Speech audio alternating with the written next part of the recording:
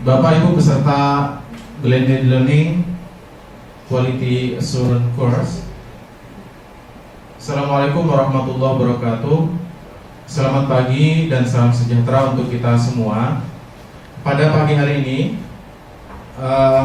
kita akan melaksanakan webinar submodul 2, di mana sebelumnya kita telah melaksanakan webinar submodul 1 yang difasilitatori oleh Prof. Kirbani dan juga Prof. Kus, di mana kemarin kita banyak menghasilkan diskusi dan perdebatan terkait dengan persoalan keterukuran visi dan misi dan juga linearitas ataupun berupa ada kesesuaian antara visi dan misi sebuah prodi, fakultas dan juga universitas, dan juga banyak persoalan-persoalan lain terkait yang sifatnya teknis, umpamanya tentang permasalahan keterlambatan di dalam pengajuan borang akreditasi dan juga persoalan tentang bed dosen ya.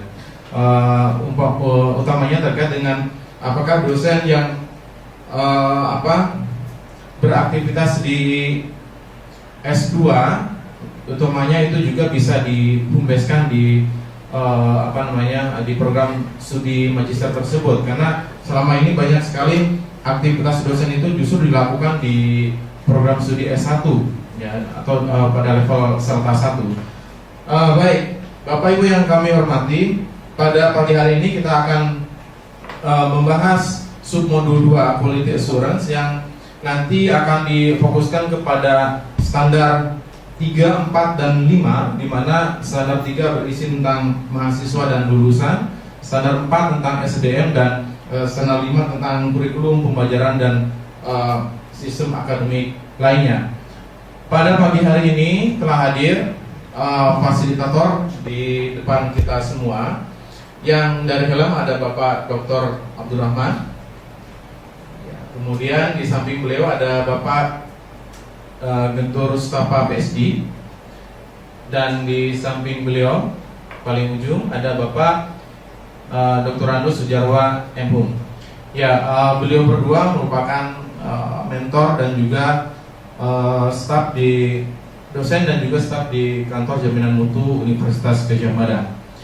Baik, Bapak Ibu yang kami hormati, sesi webinar kali ini nanti akan disampaikan uraian secara singkat materi submodul 2 yang berisi tentang standar 3, 4, dan 5. Nanti akan disampaikan oleh masing-masing fasilitator, juga nanti akan ada pengantar dari Bapak Abdurrahman, dan juga nanti kita akan dilanjutkan kepada sesi tanya jawab yang kami harapkan diskusi pada pagi hari ini bisa lebih fokus kepada submodul 2 ini, meskipun tentunya juga kita bisa mengakomodir pertanyaan-pertanyaan yang terkait tentang sistem penjaminan mutu di tempat Bapak Ibu bekerja atau mengabdi. Baik, pada kesempatan pertama kami persilakan Bapak Abdurrahman dulu untuk memberikan pengantar. Silakan Bapak.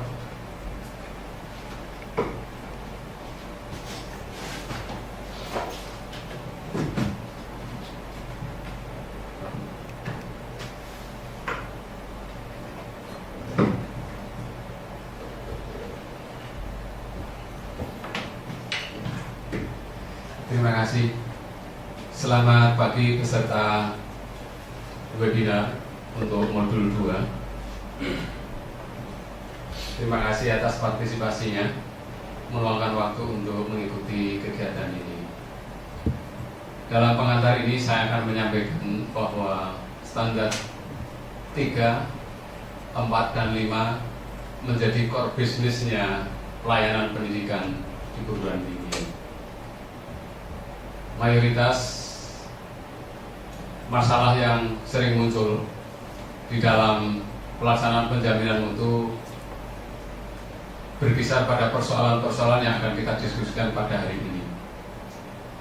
Pada akhir sesi ini, saya nanti juga akan berbagi dengan fasilitator dari UGM berdasarkan pengalaman Helm selama 3 tahun mendampingi 50 perguruan tinggi yang ada di dalam program ini. Selamat belajar, selamat menikmati layanan pembelajaran dari MMT UGM bersama Dr. Gentur dan Dr. Andes Sujarwo. Selamat belajar. Terima kasih. Baik, terima kasih Bapak Dr. Abdul Rahman yang telah menyampaikan motivasi dan juga harapan komitmen peserta untuk terus mengikuti sesi webinar Sumudo 2 dan juga nanti akan ada sesi webinar yang lain Sumudo 3 dan juga ada webinar closing. Baik, selanjutnya kami persilakan Bapak Gentur Sutapa PhD untuk menyampaikan summary atau ringkasan dari Submodul 2 dan nanti akan langsung dilanjutkan oleh Bapak Dr. Sujarwo MHum juga untuk menyampaikan summary dari Submodul 2. Waktu kami persilakan. Silakan Bapak.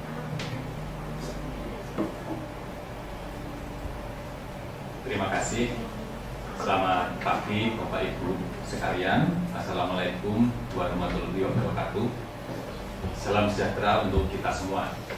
Pada pagi hari ini saya ingin mengajak Bapak Ibu tentang bagaimana kita semua menjalankan akreditasi, khususnya dengan standar 3 yaitu kemahasiswaan dan lulusan.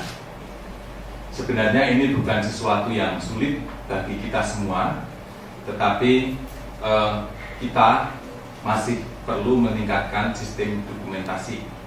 Di dalam pengisian standar tentang kemahasiswaan dan lulusan, beberapa data seringkali kita terlupa untuk mencatat, sehingga nanti waktu akreditasi kita sering mengalami kesulitan bagaimana mengumpulkan data-data tersebut.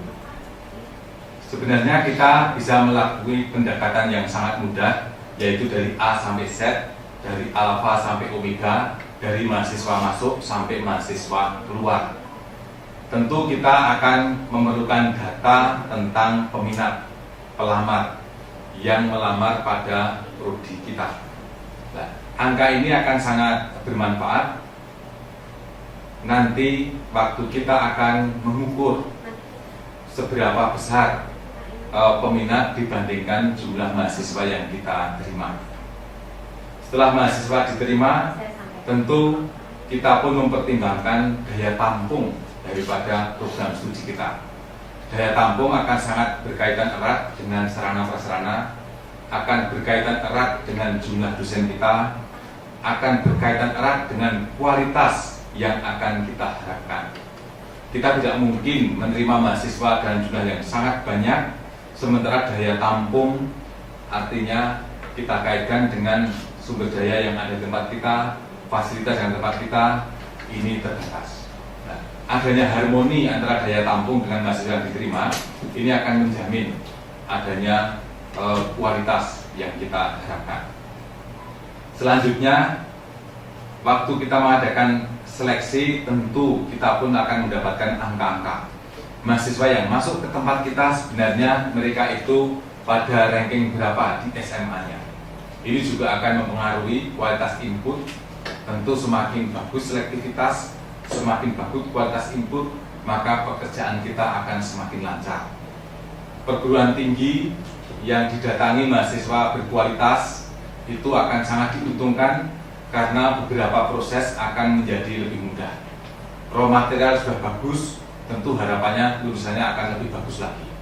Tetapi sebaliknya, apabila raw material input mahasiswa kualitasnya sedang-sedang saja, maka tentu kita harus meningkatkan proses, kita harus memperkaya proses supaya mendapatkan output sesuai dengan yang kita canangkan di kurikulum kita masing-masing.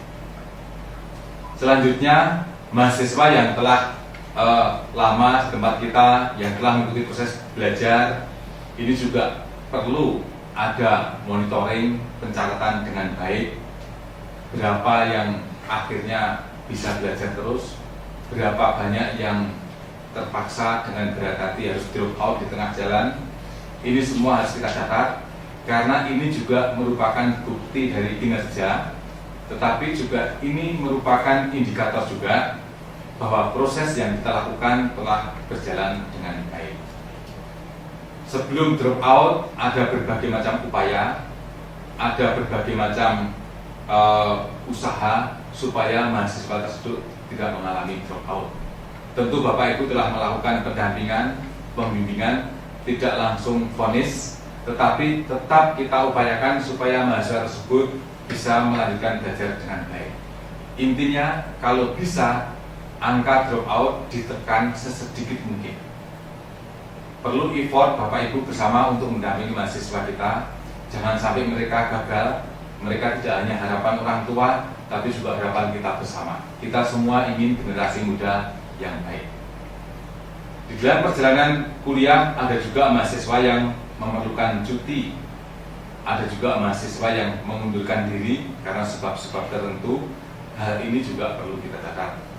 Kenapa mereka mengundurkan diri? Apa faktor ekonomi atau berubah pemikiran, change minds, atau ada faktor lain? Nah, ini perlu kita evaluasi sehingga kita bisa melakukan perbaikan, peningkatan sistem yang ada di institusi kita. Semua proses dilakukan, akhirnya sampailah mahasiswa akan lulus. Kita akan tahu waktu yudisium, indeks prestasinya seperti apa. Ini juga cerminan kualitas. Lalu masa studinya berapa, apakah sebagian besar sesuai dengan yang kita janjikan. Kita berjanji lewat kurikulum, kita berjanji lewat leaflet, kita berjanji lewat website, dan lain sebagainya. Apakah semua janji-janji ini dipenuhi? Sehingga harapan stakeholder, orang tua, ini betul-betul akan terlaksana. Anaknya lulus dengan waktu tertentu, dengan kompetensi sesuai dengan yang telah dijanjikan. Di dalam perkembangannya, mahasiswa juga mengikuti berbagai macam kegiatan, baik intra maupun ekstrakurikuler. Ini hal yang sangat baik, karena kita tidak hanya menekankan hard skill, tetapi juga soft skill. Dan ini yang nanti sangat diperlukan. Maka kegiatan ini juga perlu dipandu, kegiatan ini juga perlu diprogramkan, kegiatan ini juga perlu dicatat. Intinya semua yang ada, semua proses ini perlu kita catat. Sehingga waktu asesor datang, bahkan sebelum datang mereka sudah melihat di website, melihat di repository, sehingga tahu berbagai macam kegiatan yang telah kita lakukan di prodi kita. Dengan demikian, apa yang terjadi itu betul-betul seperti apa yang dilaporkan atau seperti apa yang disajikan di dalam website kita. Nah, untuk itu maka kegiatan tracer study menjadi sangat penting untuk mendeteksi bagaimana persepsi stakeholders, bagaimana persepsi alumni terhadap institusi kita. Hal ini yang sering kita lupakan, padahal hal ini sebenarnya akan sangat membantu kita sendiri untuk meningkatkan mutu dari institusi kita. Nah, akhirnya Bapak Ibu, secara ringkas, dengan adanya profil lulusan yang bagus, profil lulusan yang sangat lengkap, maka kita akan bisa mengisi standar 3 ini dengan baik. Dan saya yakin ini bukan kesulitan kalau jauh hari kita siapkan. Kelemahan kita biasanya kita sibuk menyusun bulan akreditasi pada bulan-bulan akhir menjelang mengumpulkan bulan akreditasi. Dan saya kira biasa ini yang perlu kita ubah. Kita bisa melakukan itu jauh hari sebelumnya, 3 tahun, 4 tahun sebelumnya, sehingga pada saatnya kita tinggal mengumpulkan, mengevaluasi, dan boleh berharap hasilnya akan baik. Saya kira secara ringkas itu standar 3 ini core bisnis kita seperti Pak Abdurrahman telah sampaikan, dan ini bukan sesuatu yang sulit. Saya yakin Bapak Ibu di seluruh Indonesia bisa melakukan ini semua dengan baik. Terima kasih. Bisa langsung ke 5 biar berurutan sekalian. 40.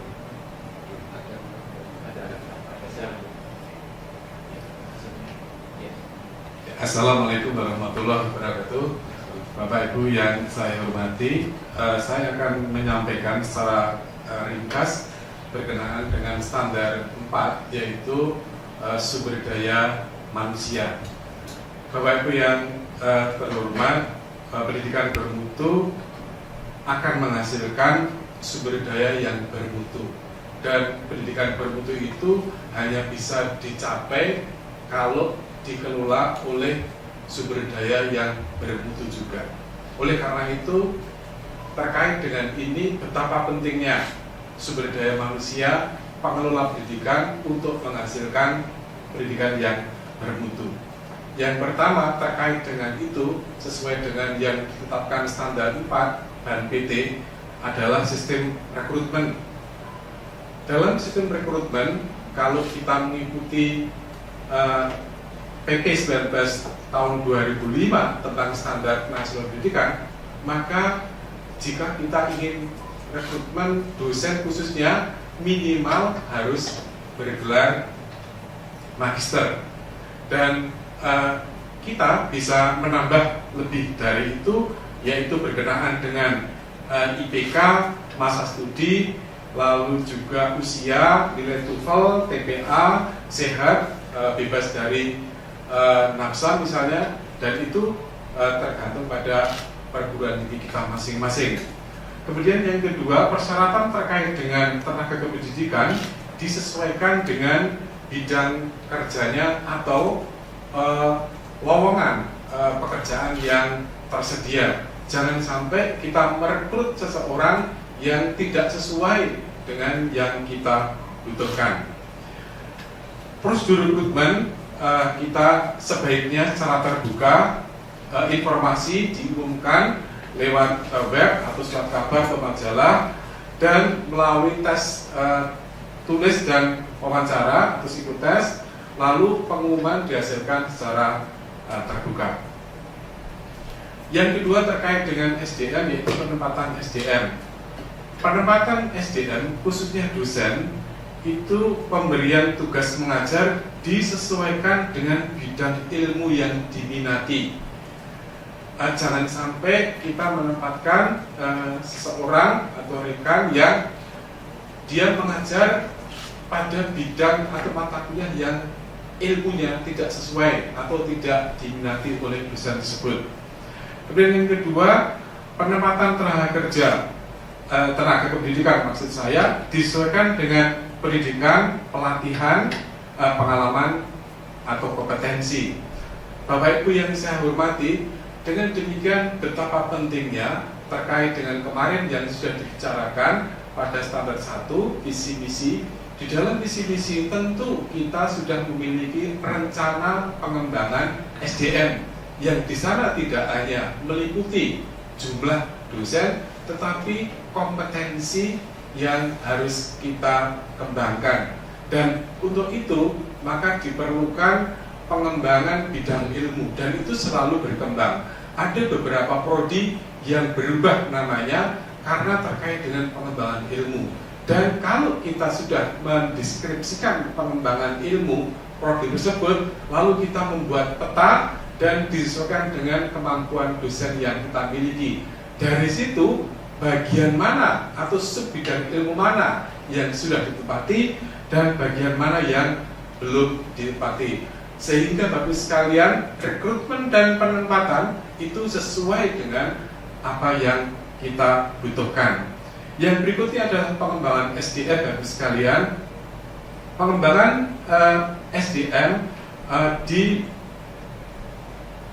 dilakukan melalui pendidikan, pelatihan, dan kebutuhan unit kerja. Pendidikan dilangsungkan secara berjenjang, artinya biasanya diawali dari seperti dalam bahasa Jawa urut kacang, dari usia yang tua dan seterusnya atau pangkat yang lebih tinggi, dan itu secara berurutan. Kemudian kesempatan mengikuti pendidikan dan pelatihan berlaku bagi semua pegawai. Yang berikutnya tentang pemberhentian atau retensi. Pemberhentian pegawai PNS tentu mengacu pada PP 19 tahun 2013 tentang pemberhentian pegawai sipil, dan PP 21 tahun 2014 tentang batas usia pensiun bagi pejabat fungsional. Sedangkan bagi perguruan tinggi swasta bisa mengikuti peraturan yang ada atau yang ditetapkan oleh PTS atau yayasan yang bersangkutan. Bapak Ibu yang saya hormati, yang selanjutnya adalah tentang monitoring. Monitoring dan evaluasi dilakukan secara berkelanjutan. Nah, untuk tenaga dosen itu tentu monitoring dan evaluasi meliputi paling tidak meliputi 4 hal. Yang pertama adalah tentang kegiatan pendidikan, yang kedua penelitian, kemudian ketiga adalah pengabdian, serta perilaku. Ini sangat penting. Nah, lalu siapa yang melakukan monitoring? Kita usahakan beberapa pihak yang terlibat dalam kegiatan kita, yaitu misalnya mahasiswa, ketua program studi, pimpinan fakultas. Lalu kriteria evaluasi meliputi aspek teknis, pembelajaran, penelitian, publikasi, pengabdian, lalu aspek perilaku, kedisiplinan, kejujuran, etika, kemudian aspek manajerial, kepemimpinan, pengambilan keputusan, dan pengembangan jejaring. Sedangkan untuk tenaga kependidikan, aspek monitoring dan evaluasi bagi tenaga pendidikan meliputi aspek teknis, inisiasi, inovasi, komunikasi, kemampuan adaptasi, motivasi, dan kerjasama. Kemudian aspek perilaku meliputi komitmen, kedisiplinan, kejujuran, etika, kesopanan, dan loyalitas. Bapak Ibu, selama ini kelemahan-kelemahan yang dibuat oleh kita semua ketika kita menguraikan atau mengisi borang SDM untuk akreditasi bahan PT, kita sedemikian panjang lebar menguraikan perihal tenaga dosen, tetapi sangat sedikit ketika kita menguraikan tentang tenaga kependidikan. Karena apa? Karena biasanya tadi disebutkan oleh Pak Ketur, kurangnya dokumentasi kita atau kurangnya sistem dokumentasi yang tertata, yang rapi, sehingga kita kesulitan pada saat kita mengisi borang khususnya untuk standar 4. Yang berikutnya sekalian adalah tentang mutu. Dosen terkait dengan dosen tetap, itu dosen tetap seperti yang telah ditetapkan di dikti ataupun di bahan PT adalah dosen yang diangkat dan ditempatkan sebagai tenaga tetap pada perguruan tinggi yang bersangkutan. Dosen tetap termasuk juga dosen Kopertis dan dosen yayasan pada PTS dalam bidang yang relevan dengan keahlian bidang studinya. Dan seorang dosen hanya dapat menjadi dosen tetap pada satu perguruan tinggi dan mempunyai penugasan kerja minimum 36 jam per minggu atau 12 SKS. Dan dosen tetap dibagi dalam 2 jenis, yaitu dosen tetap yang bidang keahliannya sesuai dengan program studi, dan kedua dosen tetap yang bidang keahliannya di luar program studi.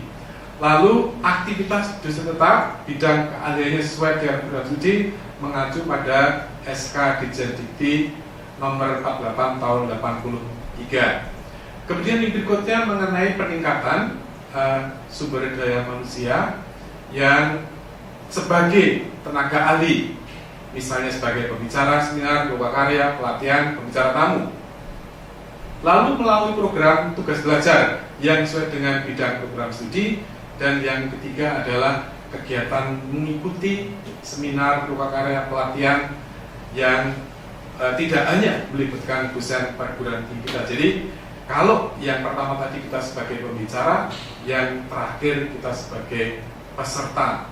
Yang berikutnya Bapak sekalian adalah prestasi. Prestasi dosen adalah capaian prestasi atau reputasi dalam pendidikan, penelitian, dan pengabdian pada masyarakat. Yang kedua adalah prestasi dapat berupa kejuaraan, lomba, atau penilaian, hibah, atau insentif, atau perolehan haki. Kemudian tentu dalam kaitan dengan ini, keikutsertaan dalam organisasi profesi sangat penting, baik tingkat internasional maupun internasional. Saya kira demikian Bapak Ibu sekalian terkait dengan sumber daya manusia. Terima kasih. Saya kembalikan kepada Mas Edi. Atau 5 dulu, silakan. Baik, terima kasih Bapak Ibu sekalian. Setelah kita melihat kemahasiswaan, lalu kita tahu SDM kita, ada bagian lain yang juga sangat penting di dalam pengembangan tinggi, yaitu kurikulum. Kurikulum ini merupakan blueprint seperti apa lulusan nanti akan kita hasilkan, seperti apa kompetensinya. lulusan yang seperti apa, lalu proses seperti apa yang betul-betul akan kita lakukan. Maka kurikulum ini merupakan rancangan seluruh kegiatan pembelajaran mahasiswa yang akan kita gunakan sebagai rujukan utama untuk melaksanakan, memonitor, melakukan evaluasi seluruh kegiatan pembelajaran. Dengan demikian kita bisa selalu meningkatkan kurikulum tersebut. Oleh karena itu, maka kurikulum disusun berdasarkan kajian yang mendalam. Ada dua hal yang selalu kita sampaikan. Pertama, scientific vision. Jadi ada idealisme keilmuan. Perguruan tinggi tentu akan membuat pengetahuan semakin maju. Lalu yang kedua adalah kebutuhan pasar, market signal. Ini sangat penting karena kita mendidik generasi muda yang betul-betul bermanfaat sesuai dengan kebutuhan bangsa kita atau untuk perkembangan peradaban di dunia ini. Nah, hal ini mesti seimbang sehingga nanti hakikat pengembangan bidang ilmu ini betul-betul sesuai dengan kebutuhan para pemangku kepentingan. Nah, teoritis mudah sekali kita katakan kita menyusun kurikulum yang baik, lalu kita laksanakan dengan baik karena kita punya semua dosen yang sangat baik, bahkan mahasiswa yang masuk semua juga sangat baik. Teori demikian. Tetapi di dalam praktek selalu ada hal-hal yang harus kita perhatikan. Bagaimana struktur, tata urutan, kedalaman, keluasan, penyertaan suatu komponen pengetahuan ini perlu menjadi pertimbangan. Tidak jarang terjadi kawan-kawan yang selesai program S3 mengajar program S1 dengan keluasan pengetahuan, kedalaman sesuai dengan ilmu yang mereka peroleh waktu menempuh program S3. Mereka lupa kalau saat ini dia berperan mengajar program S1. Tentu ini akan menyulitkan peserta didik. Lalu nanti kalau dilakukan evaluasi akan tidak pas lagi karena kita mengevaluasi pengetahuan adik-adik kita program S1. Ini contoh-contoh dalam praktek yang sering menimbulkan kenapa nilainya jelek, kenapa IP jadi rendah, karena adanya kesalahan-kesalahan kecil yang mungkin tidak disengaja. Mungkin karena bersemangatnya dosen-dosen kita ingin menumpahkan semua ilmu kepada mahasiswa, tapi belum saatnya. Jadi kalau ilmu tidak sesuai, ini juga nanti tidak baik. Jadi tidak semua mahasiswa bisa menangkap itu dengan baik. Nah, di dalam pembelajaran ada berbagai macam metode yang telah kita kembangkan, tetapi akhir-akhir ini sebagian besar sangat concern mengembangkan dengan student center learning. Yang menjadi pusat perhatian adalah mahasiswa, bukan dosen. Kalau dulu dosen berceramah dengan sangat bagus, selesai ceramah tepuk tangan semua audiens, sekarang bukan itu. Sekarang bagaimana mahasiswa kita bisa memahami, bisa meningkatkan kualitas dengan berbagai macam cara yang kita kembangkan. Maka kita harus menyesuaikan dengan pola pikir mahasiswa kita, menuntun mereka sehingga nanti bisa meningkatkan pola pikir itu, akhirnya menguasai pengetahuan yang kita ajarkan. Nah, proses-proses ini mesti dilakukan dengan tekun, mesti dilakukan dengan seksama, dan mesti dilakukan dengan penuh kesabaran. Kesabaran ini juga tidak mudah. Beberapa dosen kalau bicara dengan sangat cepat, mungkin dia sudah mengajar 20 tahun, 10 tahun pasti bisa, tetapi kasihan mahasiswa kita. Nah, proses-proses ini yang akan menentukan kualitas. Kita bisa mendeteksi mahasiswa kita penuh perhatian atau tidak sekarang dengan sangat mudah. Kalau mahasiswa sudah main HP, main SMS, main WhatsApp di dalam perkuliahan, itu berarti Bapak Ibu tidak dinomorsatukan, tapi Bapak Ibu menjadi yang kedua. Nah, kalau melihat sinyal-sinyal seperti ini, mestinya kita memperbaiki cara mengajar kita. Kenapa mahasiswa tidak perhatian lagi pada proses pembelajaran yang kita susun? Nah, hal-hal ini sebenarnya implementasi praktis kurikulum yang akan menentukan kualitas mahasiswa kita. Memang ini perlu passion, kita perlu kesabaran, dan Bapak Ibu sebaiknya Bapak Ibu juga merasa gembira dalam mengajar. Anggap aja habis rekreasi begitu ya. Habis mengajar kita mestinya merasa senang, jangan merasa ada beban. Selanjutnya evaluasi hasil belajar. Sering terjadi evaluasi dilakukan tidak sesuai dengan apa yang harus dievaluasi. Yang kita evaluasi adalah learning outcome. Setiap pembelajaran itu ada tujuannya, ada learning outcome, itu yang kita evaluasi. Maka tentunya kita senang kalau seluruh mahasiswa kita mencapai learning outcome dengan baik. Jangan sampai Bapak Ibu susah kalau mahasiswanya senang, atau Bapak Ibu senang kalau mahasiswanya susah. Ini paradigma yang terbaik. Tetapi kita mesti senang bersama-sama, mahasiswanya bisa menguasai materi, evaluasi dilakukan dengan benar, objektif, dan hasilnya juga memuaskan. Semua standar tercapai, maka tahap berikutnya standar kita tingkatkan. Nah, untuk itu semua Bapak Ibu, hal yang sangat berperan adalah suasana akademik. Bagaimana kita di kelas, bagaimana suasana yang tercipta, ini adalah resultante dari berbagai macam pihak. Mahasiswa harus menyiapkan diri dengan baik untuk belajar, dosen juga harus mempersiapkan diri dengan baik untuk bisa mengajar dengan baik, sehingga muncullah komunitas yang mempunyai keinginan yang sama.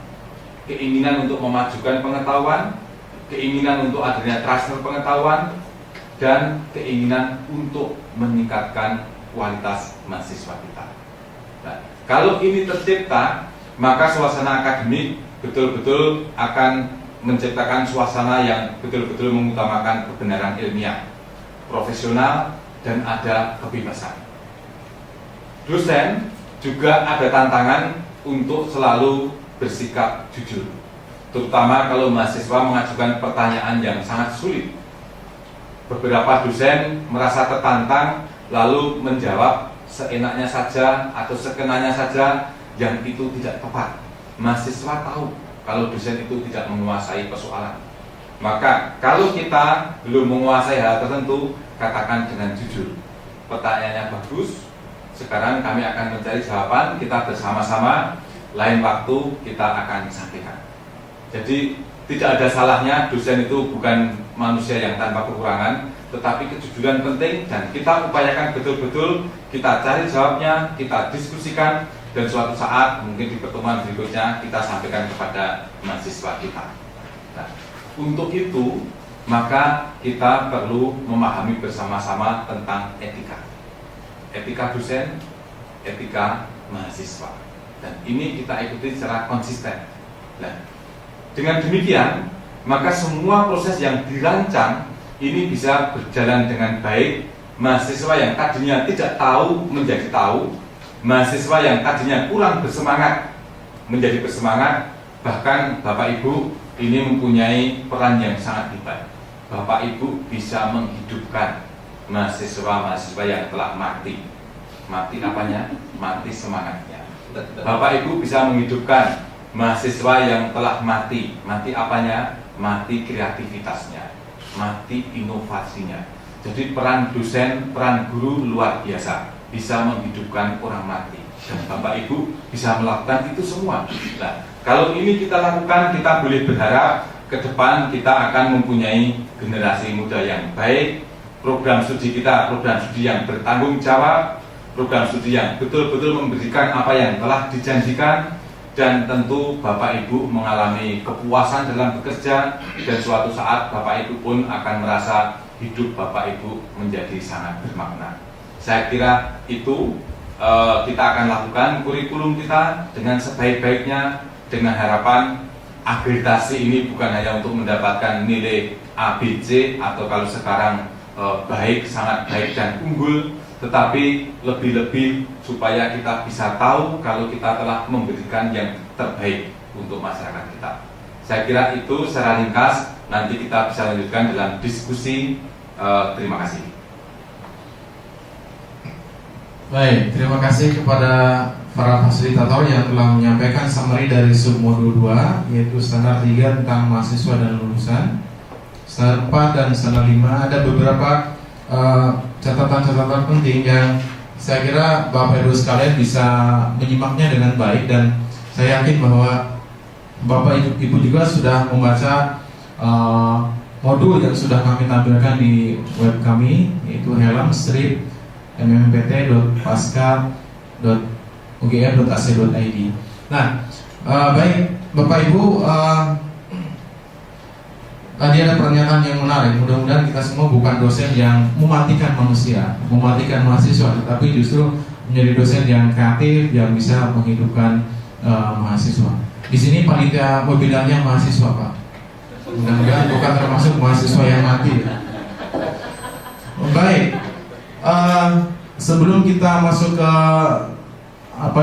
ke sesi tanya jawab, saya akan memberikan kesempatan terlebih dahulu kepada para peserta yang telah mengirimkan respon kepada kami, karena ini memang komitmen kita harus mendahulukan yang menunaikan tugas dan kewajibannya terlebih dahulu. Yaitu ada Ibu Dwi Sulistewati ya. Kami undang. Silakan Ibu.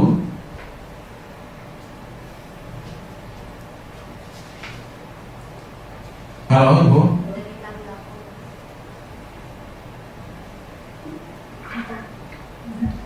Halo Bu.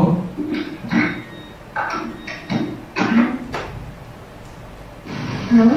Ya. Halo? Halo Bu. Ya, silakan Bu. Ibu Dwi Sulistewati bisa menampilkan slide yang sudah Ibu buat, biar kita semua bisa melihatnya. Silakan Bu.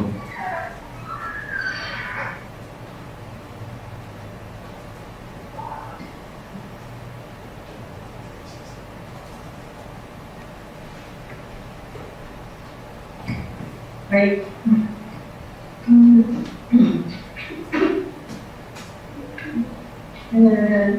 Kami menjadikan kebetulan untuk akreditasinya dan Halo Ibu. masih halo. Ya, mohon maaf, mic-nya bisa lebih didekatkan lagi karena suaranya kurang jelas. Ya. Iya, bagus. Silakan Bu. Iya, silakan. Ya. Kami menggunakan Universitas Edulakon, kebetulan akreditasi PSD ini masih sampai 2018, karena kami akan melakukan RKT karena melakukan akreditasi kembali, dan ini kebetulan pikir juga ditutup, jadi banyak dulu kami sesungguhnya terkait dengan, tapi ini yang saya tampilkan terkait dengan identifikasi potensi yang ada di bagi kami, khususnya diperkenalkan itu 50% sudah melakukan keseluruhan, kemudian wilayah sekitar 50%, dan lainnya kebenaran, dan pemisahan 13%. Nah, ini merupakan potensi yang untuk pengembangan kehidupan yang untuk kembangkan dalam kaitannya menghasilkan tulisan yang dikaitan ini dibandingkan dengan kebutuhan tinggi lain. Selanjutnya, Balik, halo Ibu. ya, Ibu Dwi bisa menampilkan PowerPoint yang sudah Ibu buat Bu.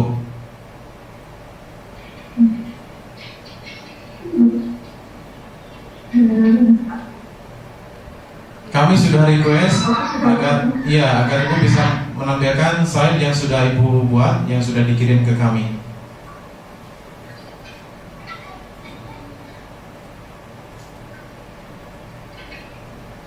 Nah, ya. Sudah mencoba? Ya, sudah Bu. Ya, baik.